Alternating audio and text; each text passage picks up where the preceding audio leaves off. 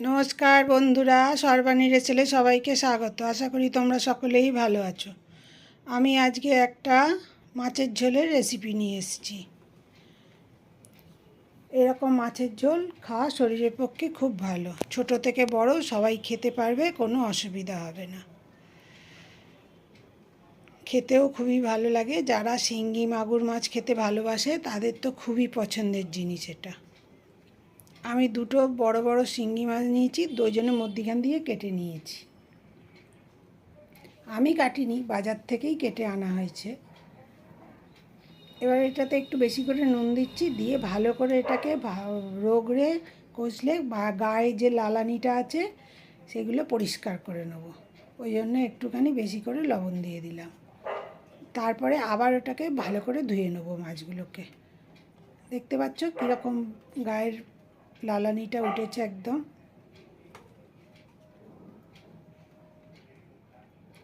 এই পরিষ্কার করে ধুয়ে নিলাম, নিয়ে তারপরে অল্প হলুদ দেব আর অল্প একদম ছিটেফোঁটা লবণ দেব, দিয়ে মাছগুলো মাখিয়ে নেব আমি।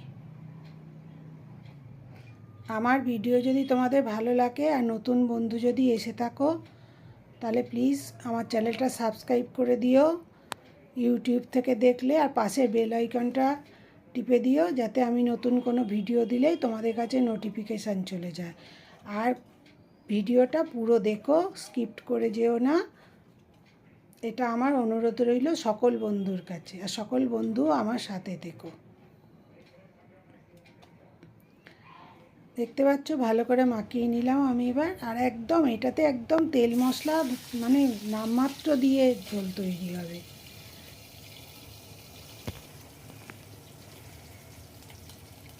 হালকা করে ভেজে নিলাম মাছগুলো।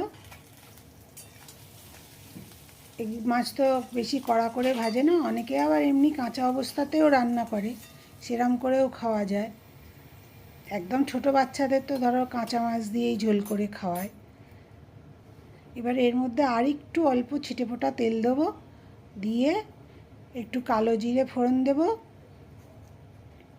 আর একটা কাঁচা লঙ্কা চিড়ে ওর মধ্যে দিয়ে দেবো। এর মধ্যে কোনো লঙ্কা গুঁড়ো অন্য কোনো মশলাই যাবে না দেওয়া। লাল লঙ্কা, কাঁচা লঙ্কা আমি চিড়ে ওর মধ্যে দিয়ে দিলাম। মশলাটা একটু ভাজা ভাজা হয়ে গেলে সবজিগুলো দেব আমি ওর মধ্যে।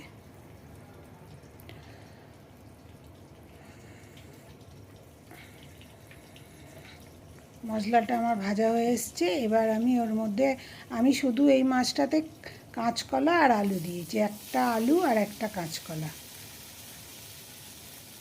এবার এইগুলোকে একটুখানি হালকা করে ভেজে নেব।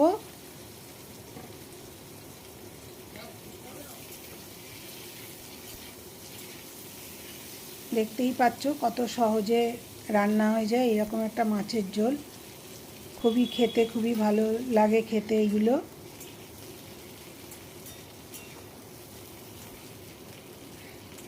দেখো একদম অল্প করে হালকা করে ভেজেছি।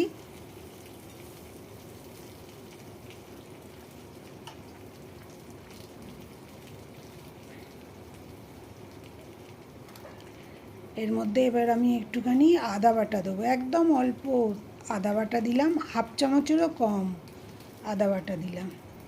আর স্বাদ মতো লবণ দেবো, দিয়ে এটা একটুখানি ভাজা ভাজা করে নেব যাতে আদার কাঁচা গন্ধটা চলে যায়।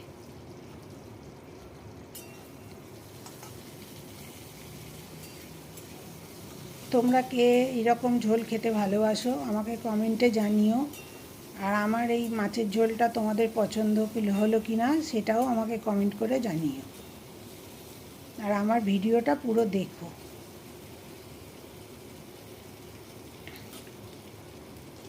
আর এরকম ঝোল যদি তোমাদের পছন্দ হয়ে থাকে একটু লাইক শেয়ার কমেন্ট করো। দেখো অল্প হলুদ দিলাম,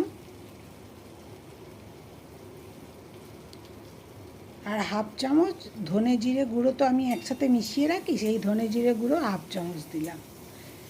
ব্যাস হয়ে গেল, আর কোনো রকম মশলা এতে দেওয়া হবে না।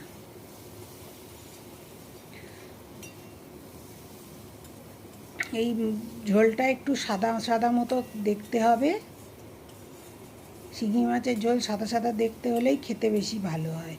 আর লঙ্কা গুঁড়ো দিয়ে যদি তাকে লাল করে ঝোল তৈরি করো, সেটা কিন্তু পুষ্টিগুণ পুরো নষ্ট হয়ে যায়।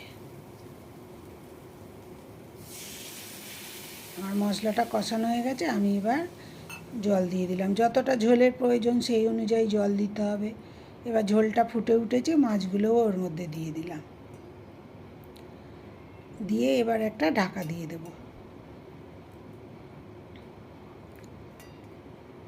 আর এটা আবার চটজলদি হয়ে যায়, বেশিক্ষণ সময়ও লাগে না এটা করতে।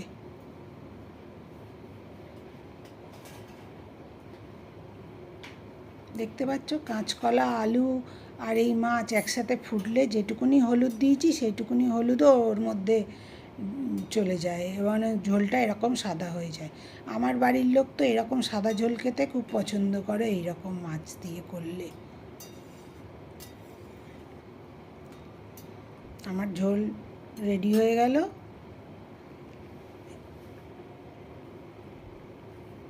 দেখতে পাচ্ছ কত তাড়াতাড়ি হয়ে যায় রান্না। আর এটা তো নরম মাছ, মাছ বেশিক্ষণ হতেও টাইম লাগে না।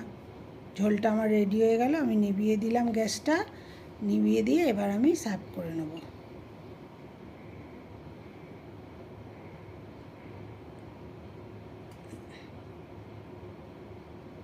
দেখতেই পাচ্ছ ঝোলটা একদম পাতলা ঝোল হয়েছে।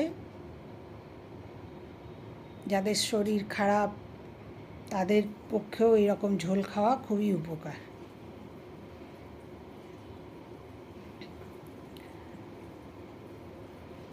আমার ভিডিও দেখার জন্য তোমাদের সকলকে ধন্যবাদ। সকলে ভালো থেকো।